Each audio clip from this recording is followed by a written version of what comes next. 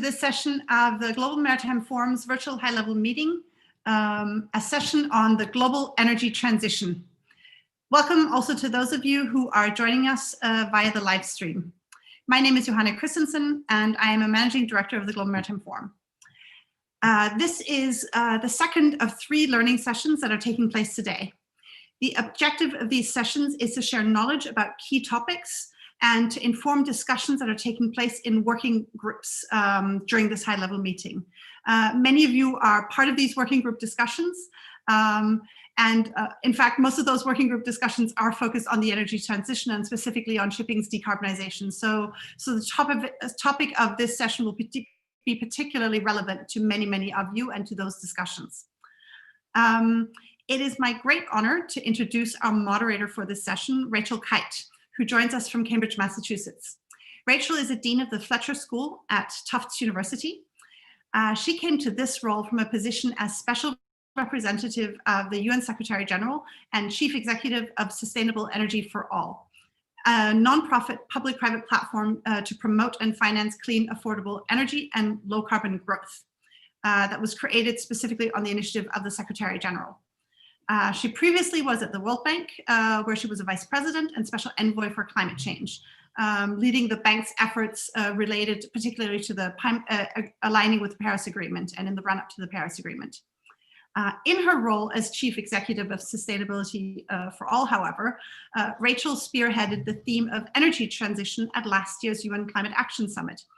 And it was in that capacity that she was instrumental in bringing the Getting to Zero Coalition, of which many of you are members, to the UN stage. With that, Rachel, over to you. Well, Joanna, it's lovely to see you, and it's wonderful to be here with all of you. Good evening, good afternoon, good morning, wherever you are. We have a fantastic panel that has been pulled together for what should be a really interesting conversation at a very interesting moment in our history. You don't need me to talk about the dislocation to the lifeblood of the economy, to global trade of the pandemic and the implications this has for shipping, but also that the pandemic was really what we call a grey rhino. It was a threat in plain sight. We had been warned about pandemics, and different jurisdictions chose to not react or plan for them in different ways. Well, we have other grey rhinos facing us this decade and in the decades ahead. Principal amongst those is the impact of climate change. So can we learn from this pandemic to get out of the way of a grey rhino, something charging aggressively down the path towards you that you can actually see? These are not black swans, only visible in the rear view mirror. So amid this pandemic dislocation, it's a good time to talk about how do we pivot. The Secretary General has been very clear, and I think next week at the meetings of the IMF and the World Bank, it will become even clearer that the recovery from COVID and the race towards net zero are the one and the same. They are the same struggles. And at the heart of that will be the maritime sector. And so it's going to be important for us to understand where we are in the energy transition, the financial transition that's coming very quickly alongside with it. And what does that really mean? If you open any of the financial press on any day this week, or if you open any mainstream news outlet anywhere in the world one day this week, you will have seen extraordinary and important announcements from energy companies, from big financiers, from asset owners, asset managers, about where they're making their bets on how quickly we will win this race to net zero. How to make sense of all of that, how to see what is really happening, what's already underway, what remains difficult. So we've brought a panel together of ministers, of those who've studied what we call the hard to abate sectors, the difficult parts of an entrenched carbonized economy.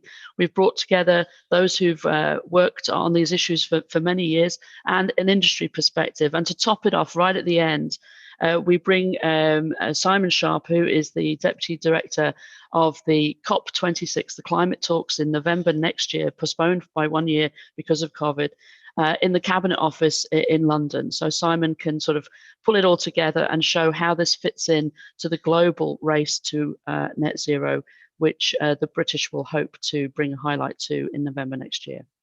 So I'm not going to say much more other than to say that I hope in this panel we can get at this issue from all of these different directions, from industry, from government, from those who've studied and thought deeply about the transition, and that we will have time for questions.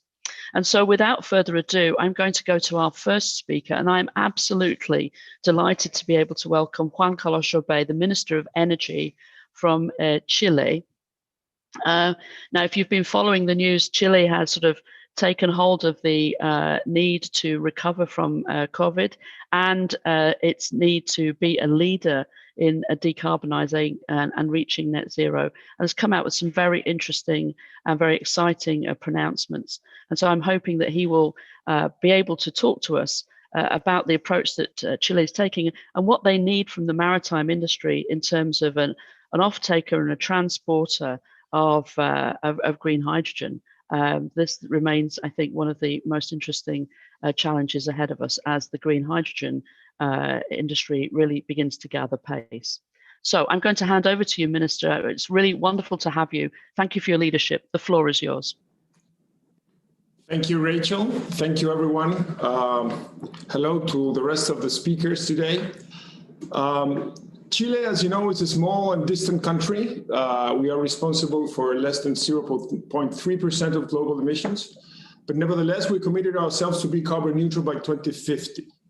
To do that, we put in place a plan that it's not our government's plan, but it's a broad plan that has the support of all the relevant stakeholders. We are pretty aware that political cycles are too short, and that the efforts we need to put in place to fight climate change need a long-term vision. We need to sustain those efforts over time. So we put in place a plan that has the support of all political parties, of the private sectors, NGOs, and different relevant stakeholders. The essence of our plan is pretty simple. We're going to clean our electricity generation matrix to then use clean electricity to replace fossil fuels across different sectors of the economy. To do that, we're phasing out coal, which last year represented almost 40% of our electricity production. We have a very clear timetable to phase out all our capacity with a just transition to make sure that nobody is left behind. Second, we are developing very aggressively our enormous renewable energy potential. We have an estimated capacity to generate over 70 times what we consume today in electricity, and that is solar, wind, geothermal, and other sources of renewable energies. Last year, renewables accounted for 44% of our electricity generation. We expect to reach 70% renewables by 2030 and almost 95% renewables by 2050. We're also aggressively developing energy efficiency, which is key in our plan. It will account for between 35 and 40% of our CO2 reduction. We're also aggressively developing electromobility. We are going to have 100% electric public transportation by 2050. And we're also aggressively developing green hydrogen. We have an enormous, as I said, electricity generation potential. We're going to take advantage of that to use that electricity in our country, but also to export that electricity to the world through green hydrogen, green ammonia, synthetic fuels, and others. And in that context, the shipping industry for us is very, very important for two reasons. First, it's a natural off-taker for green hydrogen and its derivatives, right? We know it's a sector that's very hard to abate. So it's very important for us as a natural off-taker. And the second reason is that our economy is a very open economy. Exports represent almost 25% of our GDP, right? I'm convinced that the awareness of climate change will only increase in the following years, especially as younger generations become voters and customers and clients of the private sector. And as that happens, governments and firms around the world will have to increase their efforts to reduce their carbon footprint. And a country that exports most of its products, if we would fall very short if we clean our industries at home, but we don't work together with the international community to clean the shipping industry. So it's strategic for us. It's at the core of what we're trying to do. So I think this is a great panel to have a discussion, and I'm open and I'm glad to learn from the other speakers to see how we can cooperate going forward. Thank you. Minister, thank you very much. And I think that this sort of first mover, which in the case of green hydrogen, we've got movement in Europe, movement in Chile, movement Saudi Arabia, movement in East Asia as well. This really poses strategic challenges to the maritime sector. And I hope we get into that. For those of you who've got questions, please put them in the chat function. And then we'll try to get to as many of them as possible. I'm going to go to our next speaker, and then I'm going to open up for a poll. So hang on for that. But just as I was saying, the strategic value of the maritime sector stretches beyond just the maritime sector. It's fundamental to the performance of the energy sector and elsewhere. And Lord Adair Turner has chaired the Energy Transitions Commission for the last few years and has really been at the forefront of bringing forward both the concept of hard to abate sectors. How do we get to the decarbonisation in sectors of the economy which have been traditionally thought of as hard to abate? But he's also been one of the leading articulators of how this all fits together. And I'm going to ask him to talk about that. But from the maritime sector, I think we can feel very excited that in the last 12 months, we've seen the Poseidon principles about financing some of the aspects of the industry from a low carbon perspective. We saw, as Johanna mentioned at the beginning, the Getting to Zero coalition. And then just this week, we also saw the announcements around those whose cargo is being carried in the shipping industry. So I think we've seen lots of sort of from the shipping side, from the maritime side, lots of advances, lots of commitments. And the question now is going to be how to bring them to reality. There's no better person to talk about the challenge ahead than Lord Turner. Adair, thank you very much. The floor is yours. Thank you very much, Rachel. Great pleasure to be here. The minister from Chile, Juan Carlos, talked about Chile's commitment to be net zero by 2050. And I think one of the really favorable, extremely optimistic developments of the last 3 or 4 years is the increasing number of countries, companies, and sectors making that commitment of net zero.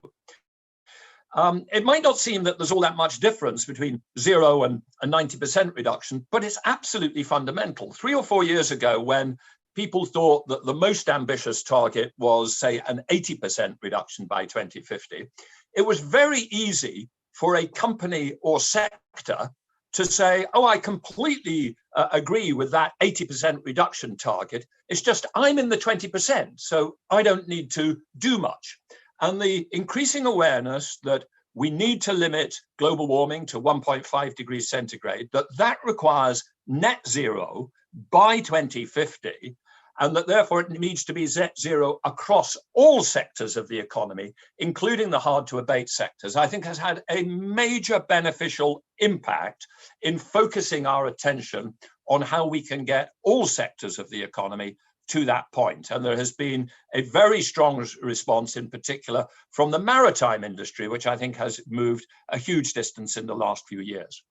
I think we also have a very clear sense now of what is required to get the energy and industrial system to net zero by mid-century. And we've set it out in our Energy Transition Commission latest report, which is called Making Mission Possible.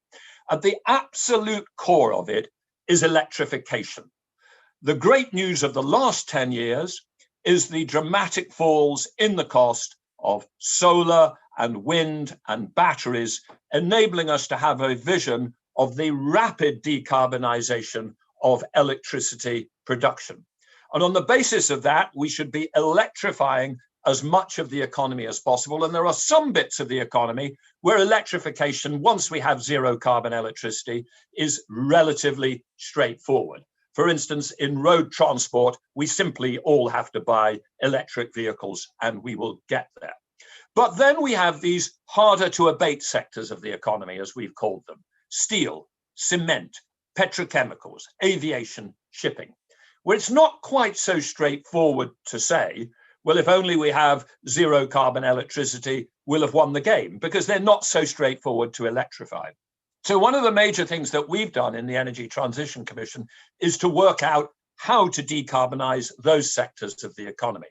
There are essentially 4 technologies. There is carbon capture and storage in some sectors, such as cement.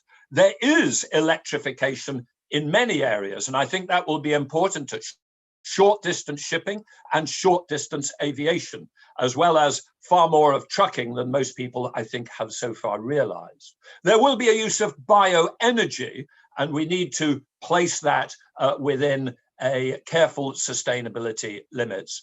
But there will also be a very big role for hydrogen. And in the maritime industry, we say hydrogen turned into ammonia as potentially being one of the major ways forward. In the aviation industry, we see hydrogen combined with CO2 in synthetic fuels as a major way forward. In steel, we see the potential, the highly likelihood of iron ore being reduced to steel with the use of hydrogen as the reduction agent. What is interesting, and I was asked to talk about how it all adds up, is that when you add it all up and you think both about the hydrogen production and the electricity production required both to produce that hydrogen ammonia and for all the electricity we'll use directly, it is a completely different economy than we have at the moment. It will be a world in which by mid-century we will probably produce not 60 million tons of hydrogen as we do today, but something like 600 to 800 million tons of hydrogen. And that will require, along with direct electrification, that we take electricity production, which today across the world is about 27,000 terawatt hours, to order of magnitude 90,000 terawatt hours, with dramatic increases, of course, in places like Africa, which have very little electricity at the moment, but even in rich, mature, developed economies, increases in electricity demand of 2 or 2.5 times. What we therefore have to realize as we head towards this decarbonized world is we need sector-specific plans of how to get there. What is the maritime industry going to do? What is the aviation industry need to do? But we also need to be seeing the big picture and making sure that we are planning for the massive scale of renewable energy, renewable electricity, which will require to support that, and the massive scale of the development of green hydrogen, which we will need as well. So those are my thoughts on some of the big picture issues which lie behind the sectoral focus, and I look forward to our discussion.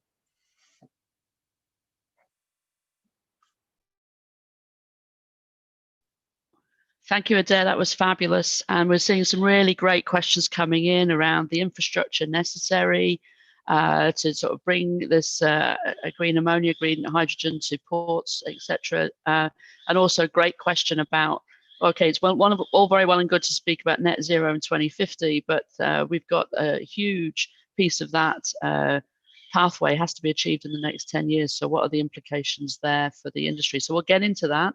And now I think, and I'm dependent upon the fantastic team behind all of this, we're going to try and run a poll, which should come up on your screens. There you go. I hope you can all see that. So if you would all like to hit a button, we can look at the results of this after the next speaker. We can hit 2 buttons because there's 2 questions. So I'll leave that up while I introduce the next speaker, and then we'll look at the results after she has finished. So now it's, I think, time to talk to the energy industry, as it were. So we're delighted to have with us Katherine Dixon, who's the Vice President. She has the best job title because she's the Vice President of Strategy and Carbon Architecture at Shell. That is just like really cool. So this is the decade of carbon architects, and we have one with us. So, obviously Shell at the leading edge of the transformation of the fossil fuel sector, one of the companies that has done the most in terms of its scenario planning and its announcements to chart a way for itself and therefore really for the industry through the energy transition. And it'd be fantastic, Katherine, for you to talk not only about where Shell fits into this, but also because Shell has been a fundamental partner of the maritime sector in thinking through net zero vessels and getting to zero. It'd be lovely to get your perspective on all of this. Thank you. Great, thanks, Rachel. Well, as you know, Shell has got an ambition to become a net zero emissions business by 2050 or sooner.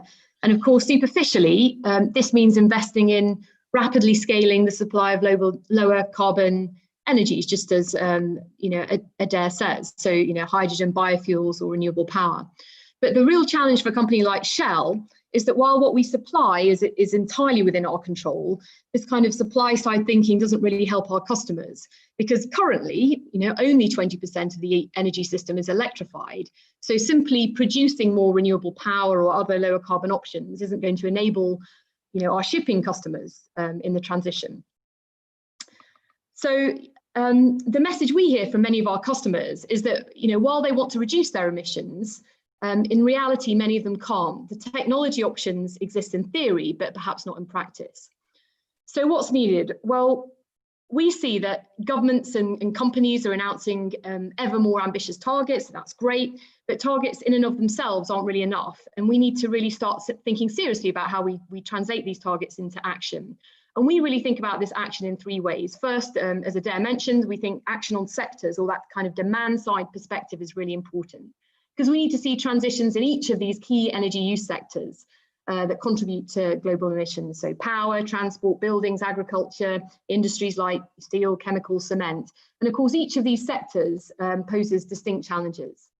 Next, we think international coordination is important. So you can see that national approaches, they work in some sectors. In power, you can see national policies have been possible without hurting domestic producers. You get the investment in clean tech, it scales up. But for many of our customers, international competition is just a real constraint. And then thirdly, we need a systems approach. So if you think about something like shipping, it's not enough just for us to produce, hydrogen or ammonia. You need, the ships to be built, the bunkering to be in place. The entire system needs to invest in the transition. And that really means governments coming together to support industry and play that coordinating role that only governments can. So at Shell, we've been doing some deep thinking over the last year across the business and with our customers to understand what it would take to transition, each of our major customer segments to net zero. And this has been a huge change in mindset for us. So rather than simply understanding the services that our customers want today, we started with that goal of NZE. And not thinking about how we incrementally reduce, the emissions in each of these sectors, but thinking about how we drive this kind of systems change. And then we asked ourselves, well, what role would we want to play in supporting this systems change if we were going to be as ambitious as we could be, and what would need to be true externally to make that viable for us as a company? And this has been really important in shifting our thinking, because our approach can't really be centered on unilaterally scaling the production of lower carbon choices. Yes, we want to produce lower carbon offerings to customers, but in many cases, it's just simply uneconomic for them, or the infrastructure doesn't exist. So we want to be customer centric, but our approach is not simply to follow the customer, but we've really decided we want to anticipate and lead the customer, helping to shape the energy system so that the transition for them becomes commercially viable. And I think we need to focus on that, because if we really want to get to scale, we have to make this transition inevitable, and that really requires it to make commercial sense. So I'll stop there. I could talk much more about shipping, but I'll leave it there for now. Thanks.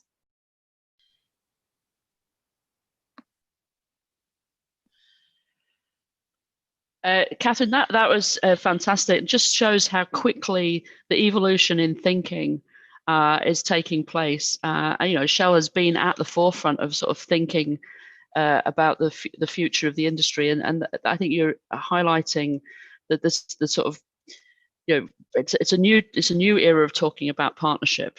We've talked about public-private partnership, for decades, but this is really a very different and much more dynamic framing of it. And so coming together, governments and then systems, and I think it's also there's a big space in here in terms of planning, because this is also place specific, right? Because it's going to come together.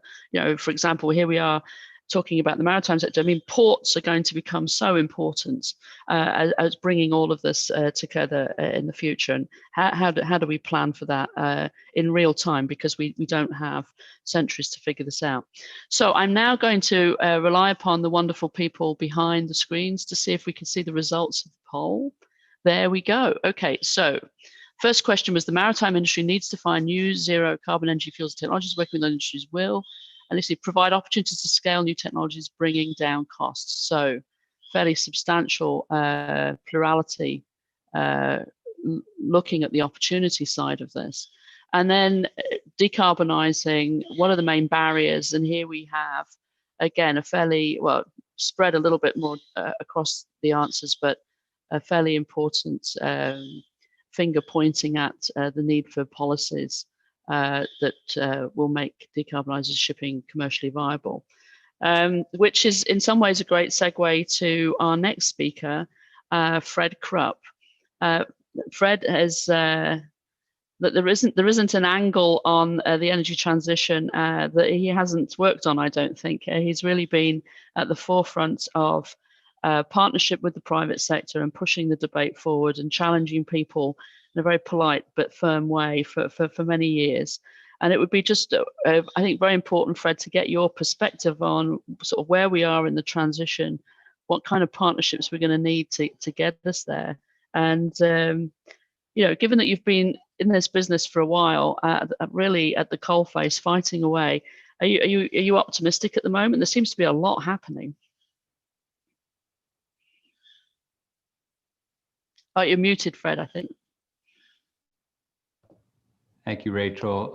Thank you so much for having me. Thanks to the organizers for having me and the Environmental Defense Fund, EDF's voice. Yeah, I think we are at a transition point. I think things are speeding up. The European Union has been a leader in this. The IMO is beginning to lead. The ICAO has begun to lead, and I hope soon the United States federal government will be leading again too. I'm not going to take my time, Rachel, to reiterate the urgency or the need for net zero. I think people understand that. I do want to talk about the tremendous commercial opportunity that I see for the role of shipping, and also the role of IMO, and then one or two key elements of the policies that our audience just said were essential for the move forward. You know, first, the reason I see this as a golden opportunity for shipping is that shipping is already cleaner than any other mode of transit. And here is a way that the shipping industry can capture a lot more market share. When I say shipping is cleaner, some figures per ton moved. Moving on a ship is 10 per 15 grams of carbon per ton. Rail, 19 to 41 grams, trucks, 51 to 91, on planes, 670 to 860 grams per ton. Shipping, again, 10 to 15, already cleaner. Why should the shipping industry want to gain more competitive advantage by, you know, making it down to net zero, the cleanest ever? Because this is a way that the shipping industry can become the preferred mode of transport for decades to come and capture a lot more market share. How to do this? I think the IMO, you know, can help industry capture the high green ground with the right policies.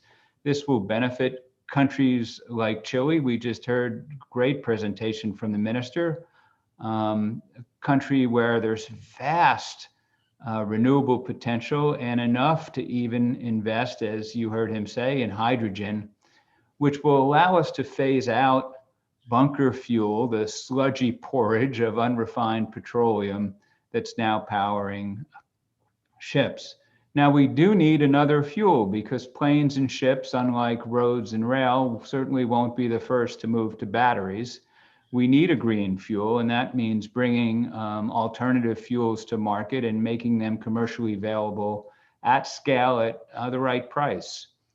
So IMO, you know, can do this. What it needs to avoid, though, is wasting money by going down dead ends or succumbing to traps. I do want to call out LNG, liquefied natural gas, as one such trap. The science, when you look at the life cycle analysis, including the methane emissions upstream from the production and transport of gas, from liquefying the product, is just not an answer. It would be actually a backward step. And investments in that LNG would mean stranded assets. So I have great admiration for Shell and the many good things they're doing to move us transition, as we just heard about. But LNG is not an answer here. So finally, what are the elements of good rules? One element of good rules is carbon pricing. We're happy to see the momentum toward this in the IMO, in the European Union, and the recent conversations about shipping there as well. Carbon pricing can create the business model so that there's a reason to have a business creating green fuels. It can reward the companies to do. So in this regard, the proposal recently by Trafigura, we are very happy to see. We look forward to a full proposal being presented to the IMO in 2021. The last element of good rules I'd like to highlight in this limited amount of time is accounting practices. You know, having the right accounting can separate real climate action from hot air. Full accounting will bring to light the methane emissions in LNG, as I mentioned before, but also land use implications of biofuels, which I do not think are a way forward here. Luckily, we have the leadership of ICAO, the International Civil Aviation Organization, that showed the way, and we can build on that. I am just so optimistic, Rachel, because coalitions like Getting to Zero, you know, offer a chance to move forward. The Transform to Net Zero initiative, another coalition involving Maersk and many companies. We are on the cusp of real change, and the shipping industry and the IMO have an opportunity to lead in just a very positive direction.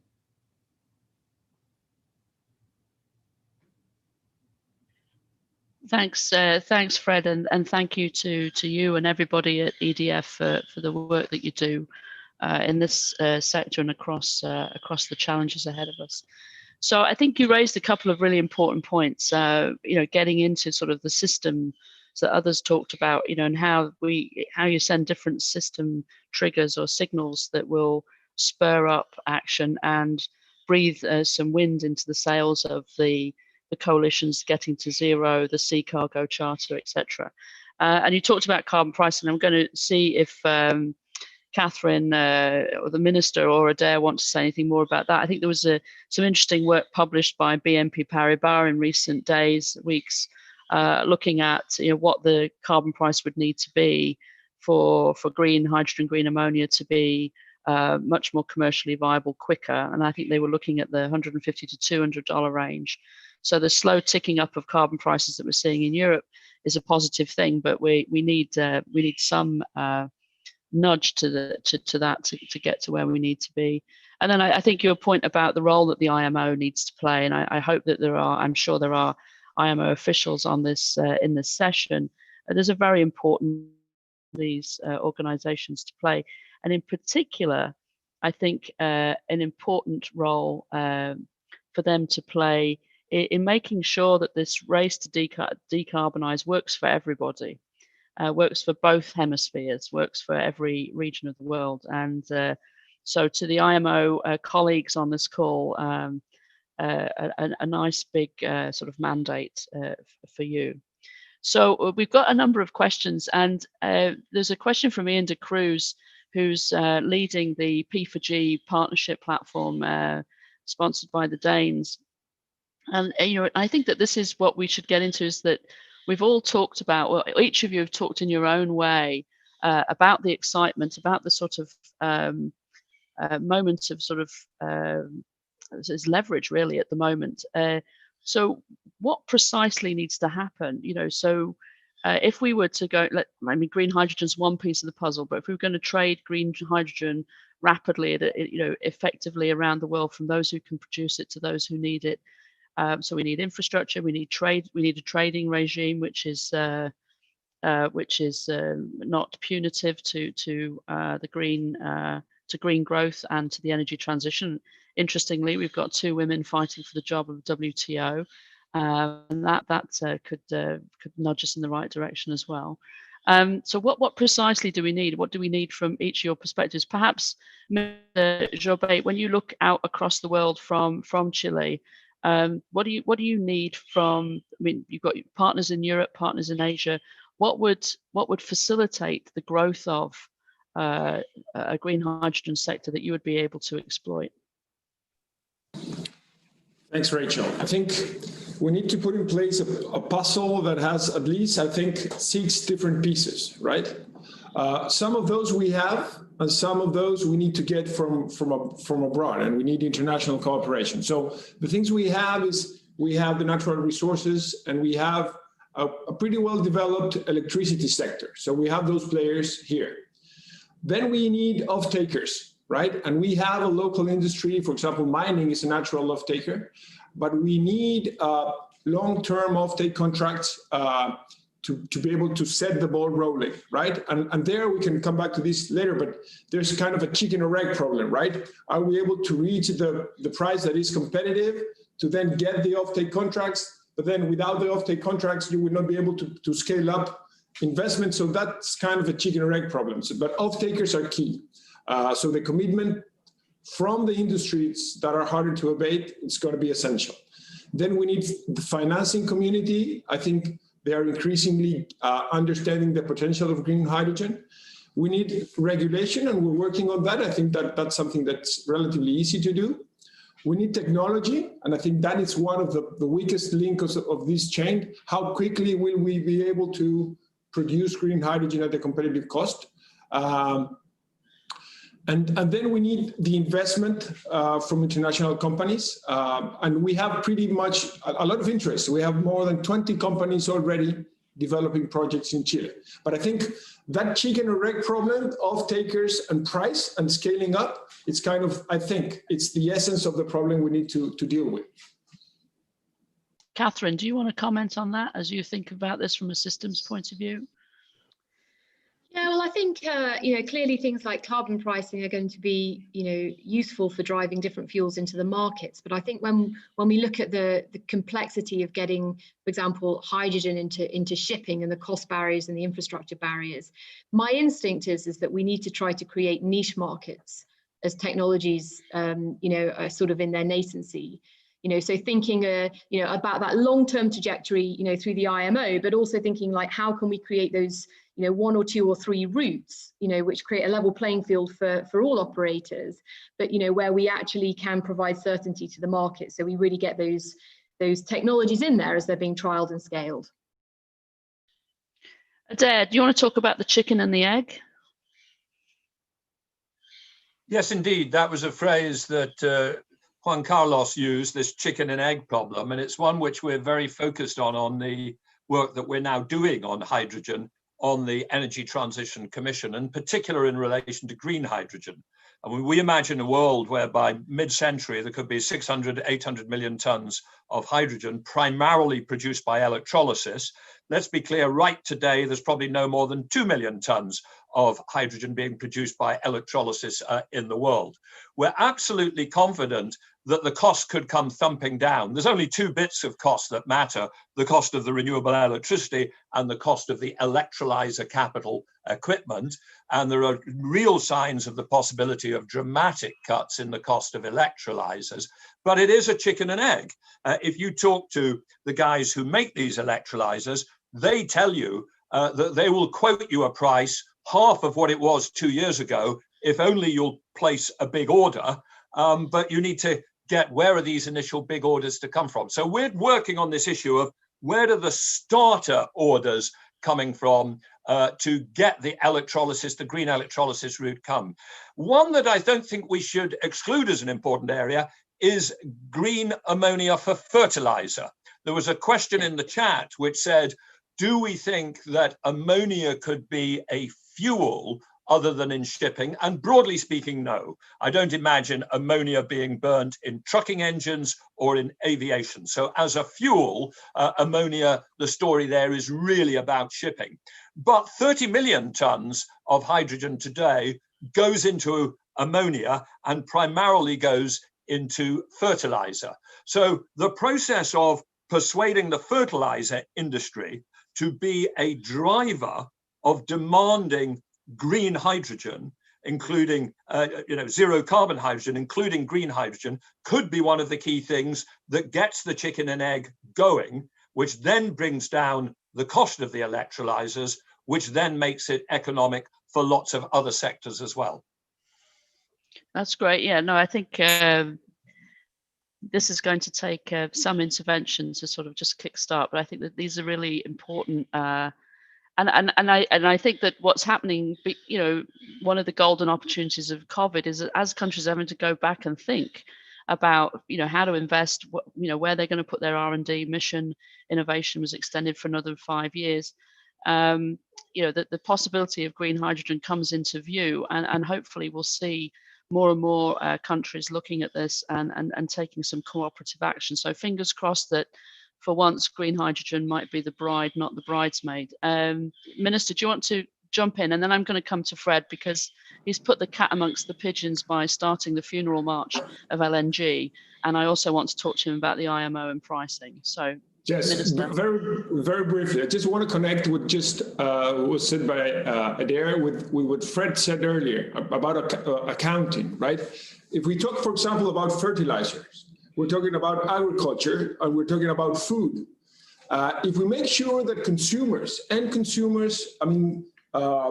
buying food at stores are aware of the footprint of what they are eating, and that comes back to accounting and who is, paying to say for those emissions, we will kind of set the ball rolling. But it's important to have that change of information to be able to track down emissions so consumers can drive and accelerate this change. I think that's very important.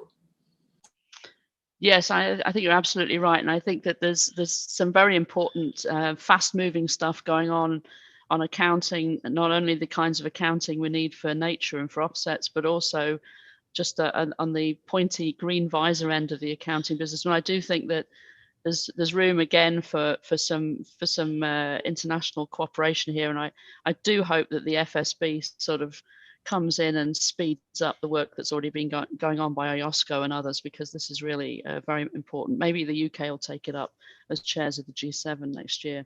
So Fred, back to you. Just wanted to talk, I think some people would like you to unpack a little bit more how you see the transition and the shift away from LNG, but also be interested in your views. And a question from Tristan, and I've lost his question, I'm going to find it. But the IMO is about to make some short-term decisions on short-term measures. Is there a risk that the IMO sort of is coming in behind where the leading edge already is? And have you got sort of a thought about how the IMO action, if the IMO came in with something that was less than ambitious or not on pace, would that send the wrong signal to investors and to those in the sector? Well, I definitely think it's important that the IMO, be bold both in ambition and in the rule writing. I do think, as I referred to earlier, that the ICAO has, really shown leadership, remarkable leadership just before the pandemic, approving the rules they did in Montreal in March. They took into account accounting. They wrote pretty good rules. So even though the aviation industry obviously has crashed due to the pandemic, flights are way down. They are set up, with a system that puts a price on carbon and has real standards for alternative fuels. That's what we need to see from the IMO. It doesn't have to be the same thing. It can be different, but they need to put in place not only a price on carbon, but as the minister just said, accounting rules that reflect the whole life cycle. And so when you get to LNG, that's where that technology fails to be a step forward, because when you include the methane emissions upstream, which kudos to Shell. Shell has been a leader in trying to get the US government and different states to regulate that. And I very much appreciate Shell's leadership. But even after being cleaned up, there's still methane emissions that, when put into LNG and all the energy that's needed to liquefy it, it just doesn't represent a step forward, and it's very expensive. So that's why I think the IMO, having the right accounting rules, taking account of the entire life cycle, has the opportunity, as they write rules in 2023, they define the path to a 50% reduction, or, for my money, a greater reduction, full net zero by 2050. That's what I think the ambition should be. Those initial rules are going to be absolutely pivotal. And the key thing to support those like Chile that want to move forward with investing in hydrogen is to put a price on this externality. There is no business model until there's a price to be paid for continuing to use bunker fuel or other fossil fuels. And then putting that price on also gives you a premium. Also, the carbon tax gives us, money that can be invested strategically in what Katherine talked about, potentially the niche markets or the routes that are particularly well suited to start out with hydrogen. So there's a big opportunity, Rachel, but I do think the IMO needs to seize it, and in seizing it, it can become that preferred mode of transport for moving goods around the world for a long time to come.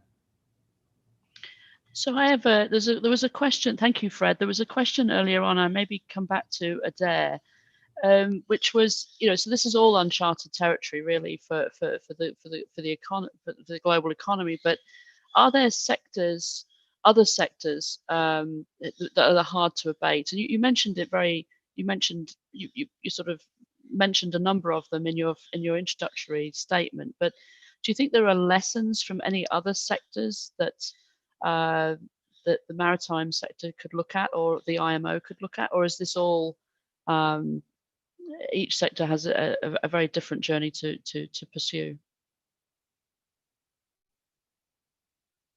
You're muted, sorry. Yeah, sorry. I think on the whole, although there are some generic messages and cross-cutting technologies, a lot of the things are sector specific in this sense. We have two sectors where the problem is inherently international, but we have the benefit of international regulators with international rule-making power, and that is the IMO and ICAO. And that's not true in cement or steel. There is no international rule maker for cement or steel. So this is an advantage, and it creates a commonality of the approach between shipping and aviation, which doesn't apply in other sectors.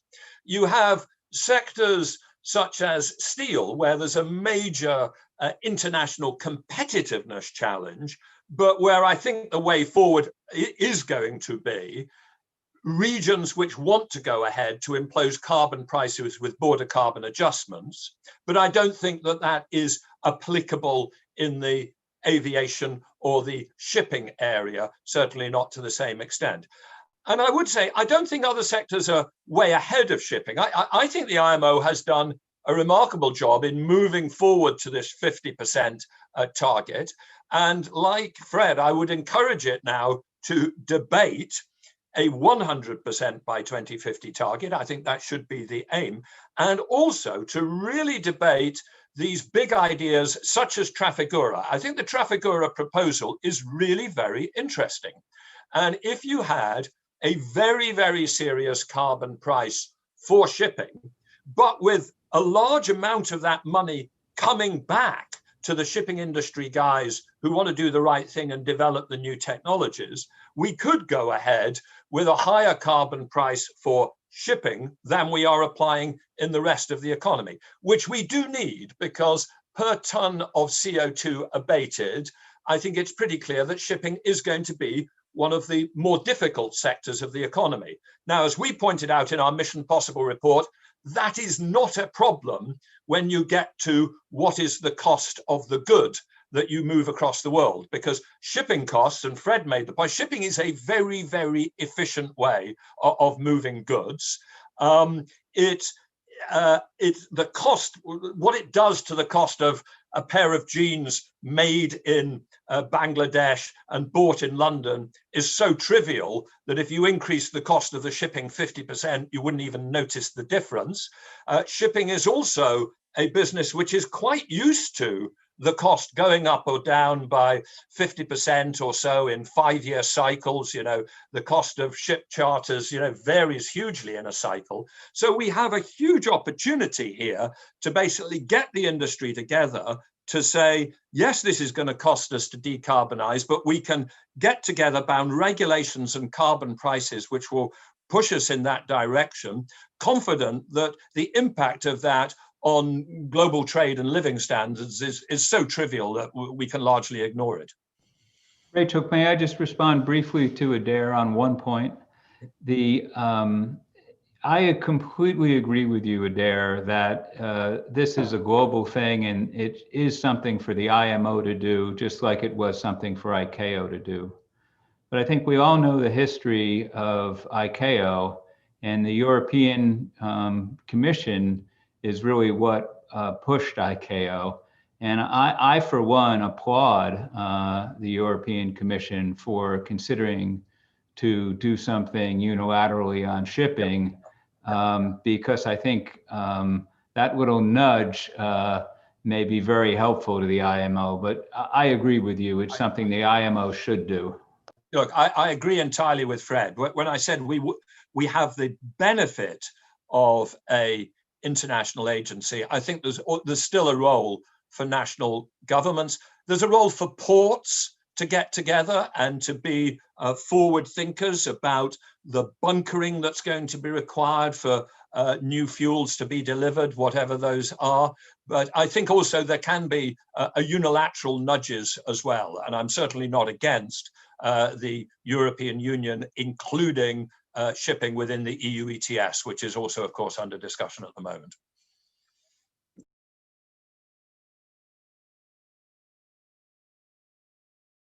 You're on mute, Rachel. So, yeah, there we go. Sorry. So I was saying that I would like to break up the violent agreement. I mean, I don't mind violent agreement, but let's see. So I just want to come to Katherine, because there's a couple of questions in the chat around, you know, how do you manage the transition, right? So we're talking about a very fast transition, really. We've got no time to spare this decade and then out to 2050.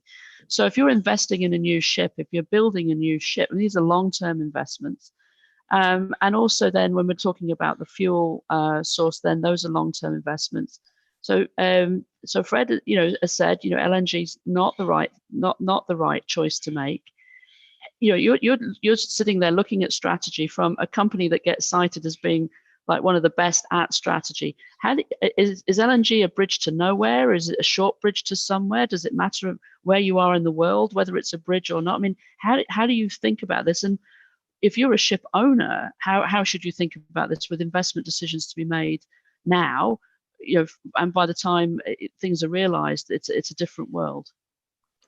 I mean, it's a great question, and you know, dare I interject an opinion that that has, you know, is in some ways in contrast with Fred. I mean, what I would say is that, I mean, we have looked at this really, really carefully in Shell, and you know, we spent a long time agonizing over the role of kind of LNG, this issue of lock-in infrastructure, because of course we've got our own fleet ourselves, and we feel under intense pressure to decarbonize it, and we sell a huge amount of the dirtiest kind of, you know, bottom of the barrel stuff on shipping, and we, you know, don't feel like we can do nothing.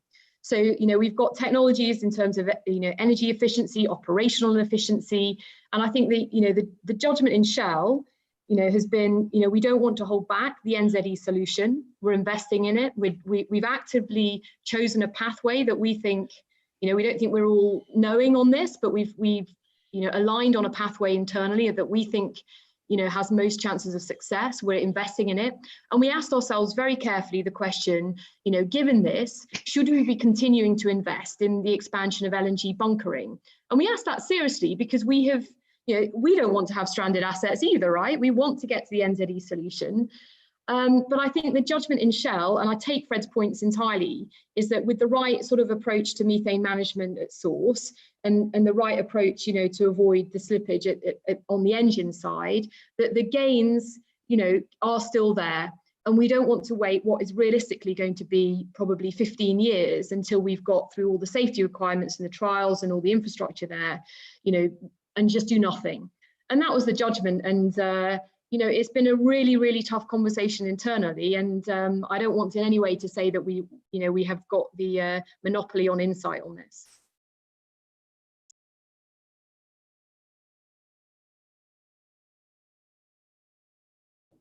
You're muted, Rachel. They do it, I do it anyway. It's my fault. So I want to have a discussion a little bit about how we take the rest of the world with us, right? But first of all, do Adair and Fred, do you want to just keep on this subject for a moment, and then I'm going to ask you the question about low-income countries and middle-income countries and how we bring them all along with us. Adair, did you want to jump in? On which subject? Well, on what Katherine just said. Not particularly. I think we've probably dealt with it. I was just waving at you to tell you. Oh, okay. Thank you. That was my signal. That was so kind of you. Thank you. Fred, did you want to? Well, just briefly, I think, you know, Katherine and I can respectfully disagree about this, and that's fine. I do think there is, you know, the possibility of an interim measure in going to, in the interim, hydrogen that isn't fully green. And I think there's a role for Shell there. And I think that, you know, in my opinion, having looked at the numbers, that would be a more constructive interim step path forward while we're waiting for the development of all the green hydrogen we need. What I worry about is these LNG investments are massive in every respect, including the ships, and they live for a long life, as was pointed out in the chat. And so I think more careful thought and discussion is needed on that, and I know we'd be happy to engage in that with Shell and others. So it hasn't come up too much in the chat, but when I was preparing for this discussion, I was talking to former colleagues and others at the UN as we were looking at progress on this element of what came out of the Climate Action Summit and the planning before COP26.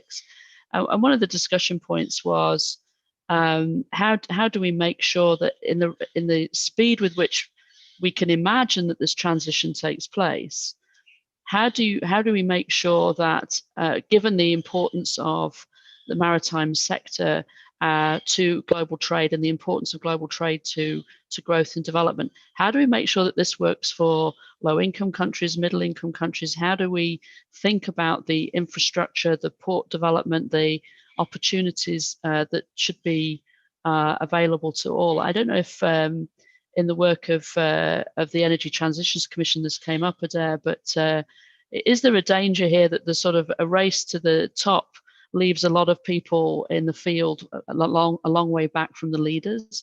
And what would be the implications of that? I'm not actually convinced that it's in maritime that we have the biggest of these just transition issues. I think it's very important within the use of the word just transition to be absolutely clear where we have big problems in that and where we don't. As I pointed out earlier, the cost of shipping, you know, varies in a huge great cycle in any case. And so a set of interventions which will increase the cost, and the cost of shipping is a very, very small part of the cost of delivered end products. It's not a large cost, a part of the cost of traded products when they actually get used by the consumer. And therefore, I think the likelihood that, as it were, what we do to decarbonize shipping will, by increasing the cost of shipping, deglobalize the world and therefore be to the disadvantage of countries which are still trying to use the export route as the vehicle of economic growth. I think when you run the figures, that is not one of the big things to worry about in the just transition. You know, the much bigger figures are, what are you going to do about 3 to 5 million people in India who directly or indirectly get their livelihood from coal mining? Now, that's a big tricky issue for India, particularly because it's regionally concentrated, like in places like Bihar and Jharkhand. So, you know, it might be an issue. And I think, you know, I was very interested to see in the Trafigura proposal of, you know, using some of the benefit of their proposed tax to help small island nations. I think, in a way, what they're doing there is a clever piece of politics, and there's nothing wrong with clever piece of politics, which is to increase the support for it, because clearly things have to go through the IMO and global arrangements, you know, global agreements. But, you know, maybe I'm wrong, and I'd like to hear the counter argument, but it isn't in the maritime area that we've seen these biggest issues of, you know, do we have to worry about just transition issues as we decarbonize? We haven't seen them really big there in the maritime space. Thank you, Minister. The Trafigura proposal is coming up a lot in the chat room, and then in this discussion, which is, you know, a proposal for a carbon levy on the shipping sector. Have you thought about this in Chile? Do you have views on this, or any other sort of reflections?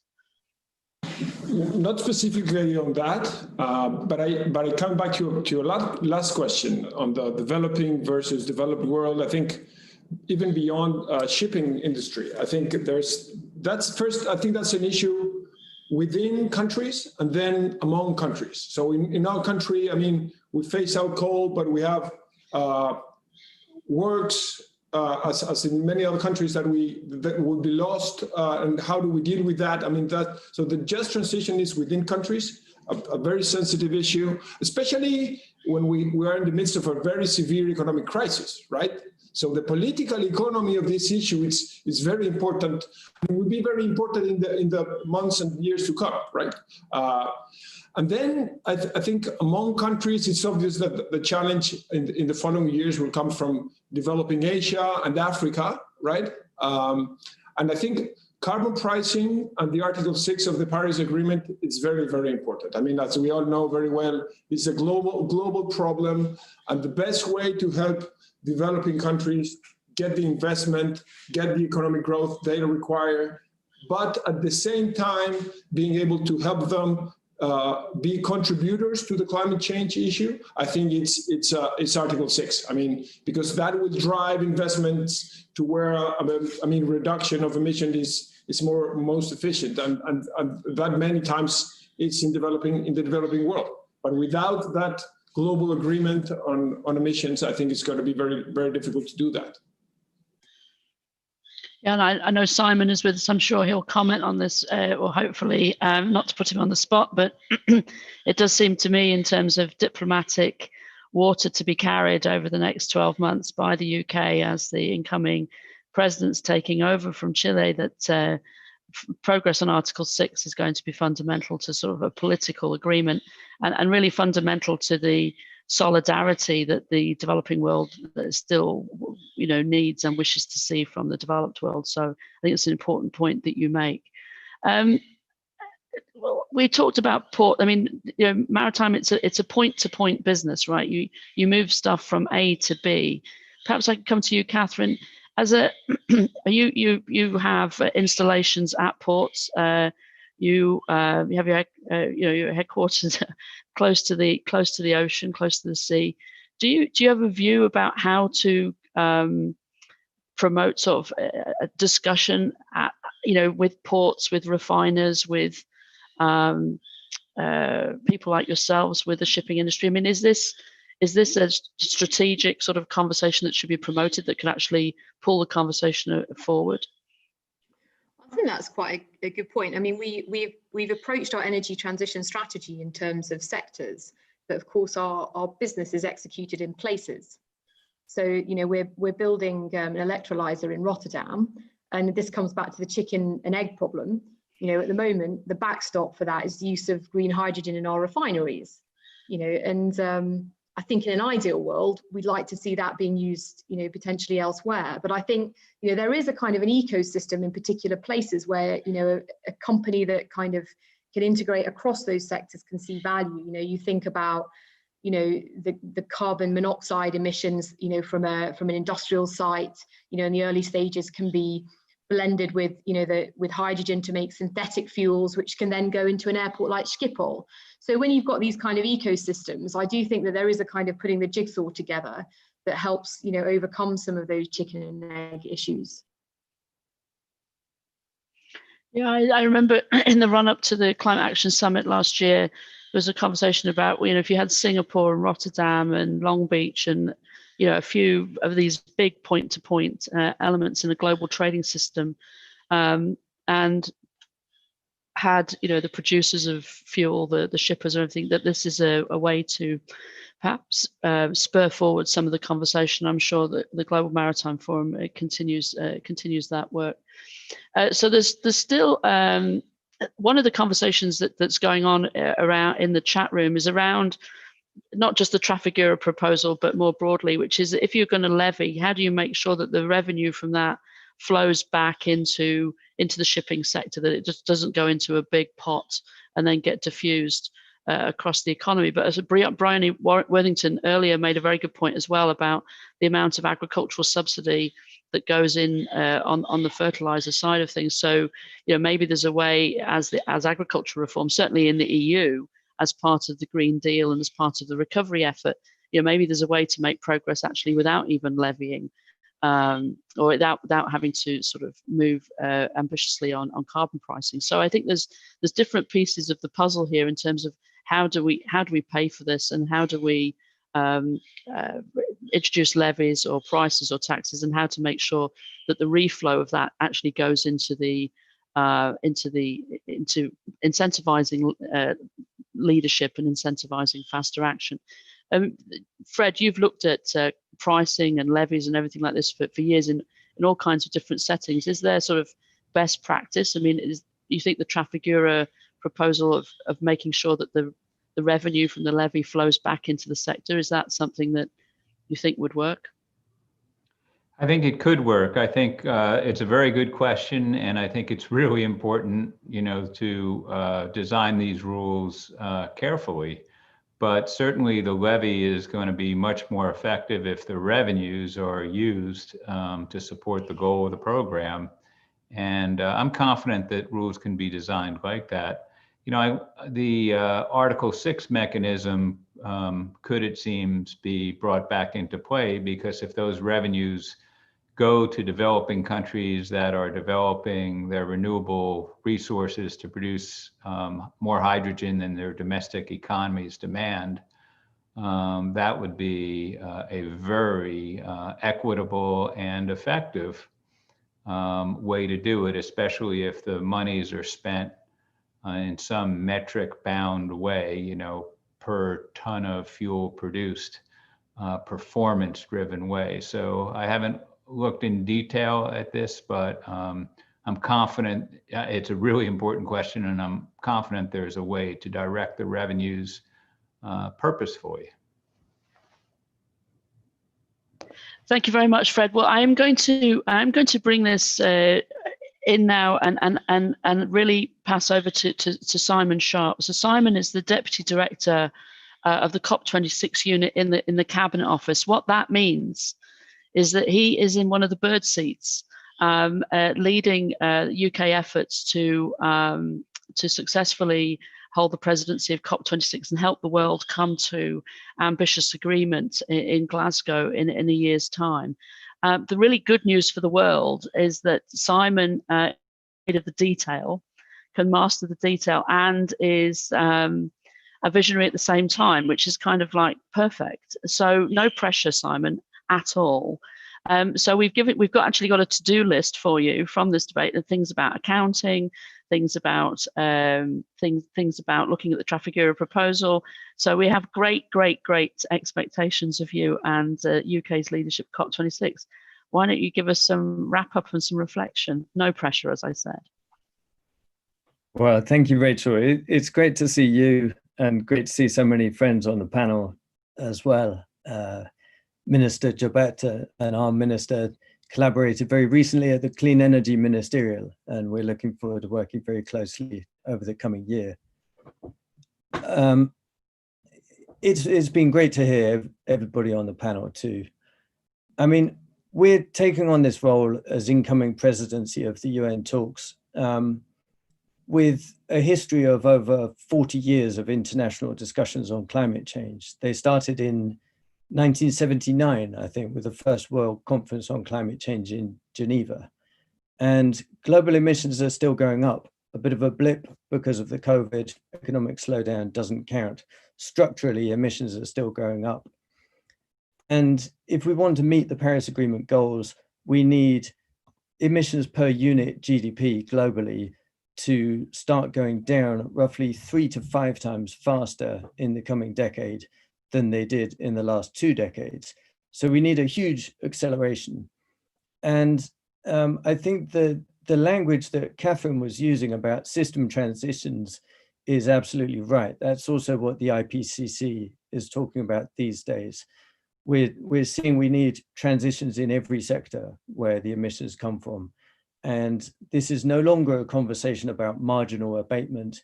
It's about system transitions, not temporary operational changes, but permanent, large-scale replacement of technologies, replacement of capital stock, and even replacement of business models. Now, one of my favorite academics who I think we can learn from on this kind of thing is Frank Heels, who writes a lot about fast transitions that have happened in history. And what he tells us is those transitions never happened just because of one policy.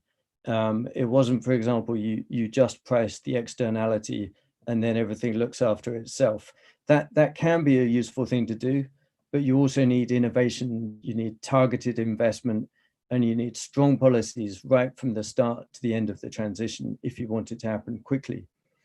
One of the examples he talks about is the transition from horses to cars, where of course you had manufacturers playing a leading role with their innovation, but you also had civil society leading campaigns for road safety, and you had governments spending huge amounts building roads and also writing the highway code, creating licensing systems, creating a whole new culture and institutional structure to deal with that whole new industry and way of doing things.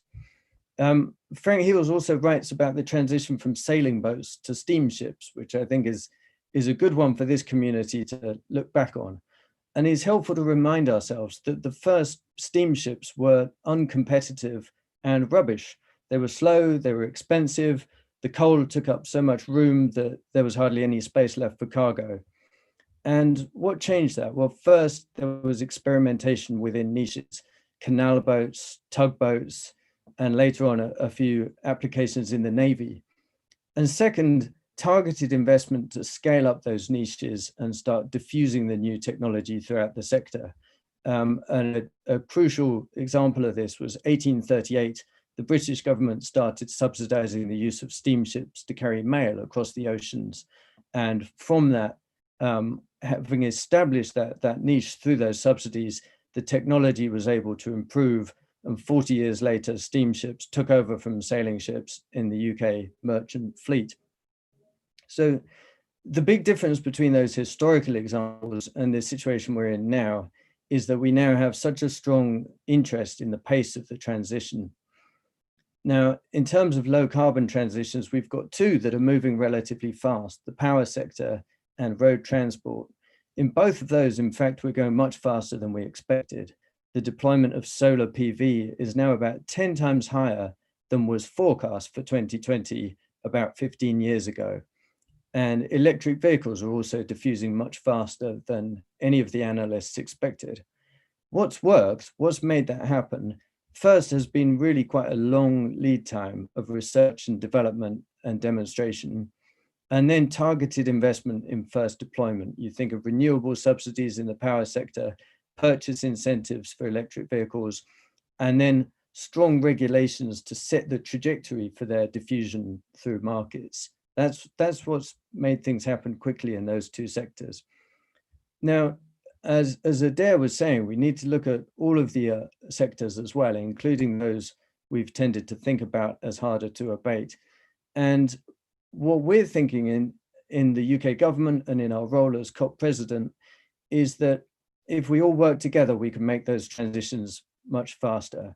That's not just because cooperation sounds nice, it's because these are structural changes in large parts of the global economy. And you can't do those as one actor, just as Shell in its position as a supplier of fuels can't do that unless there's demand for them. The UK on its own won't be able to change the system of world shipping. We've got to work together on this as government, business, civil society, and all of that internationally. If we work together, we can innovate faster, we can create larger economies of scale, and we can create level playing fields to overcome any disadvantages for first movers. So I think from the discussion today, we've heard about a few areas in which coordination could be valuable on shipping. One is the testing of clean fuels like hydrogen and ammonia that several people spoke about to establish their technical viability and their safety. And the second is coordination on first deployment of those zero emission fuels and technologies. Clearly, several people mentioned the chicken and egg thing with the fuel supply and demand. And I think we're only going to overcome that if we create some guaranteed demand. We've got to create those first markets, and that will incentivize investment in supply. But to create that demand, we're going to have to coordinate in the investment of infrastructure so that you've got the same refueling infrastructure at one end of a shipping route as you have at the other. And we'll have to coordinate between ports and governments on the rules for deployment so that there's a level playing field between shipping operators and between ports. Now that could involve carbon pricing, but I'd say it doesn't have to. It could equally involve emission standards or fuel mandates. There are various options that we could use there. Now for COP26, our major focus as the presidency is in alongside the formal negotiations and the national determined contributions, 5 campaigns, and these are in energy, road transport, land use, adaptation, and finance.